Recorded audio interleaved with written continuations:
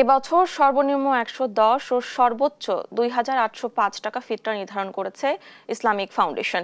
মঙ্গলবার সকালে ইসলামী ফাউন্ডেশন সভাকক্ষে জাতীয় সাদকাতুল ফিতর নির্ধারণ কমিটির সভা শেষে এ তথ্য জানান বায়তুল মোকাররম জাতীয় মসজিদের খতিব মুফতি মাওলানা আব্দুল মালেক।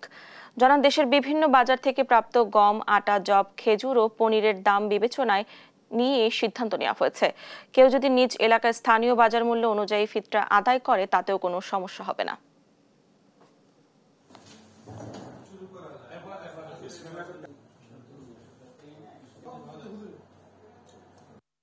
মাধ্যমে দেশের বিভিন্ন অঞ্চল থেকে উন্নত মানের গম, আটা, যব, খেজুর, কিশমিশ ও পনিরের খুচরা ও পাইকারি স্থানীয় বাজার দর যাচাই করে সাদাকাতুল ফিতরের হার নিম্নরূপে নির্ধারণ করা হলো।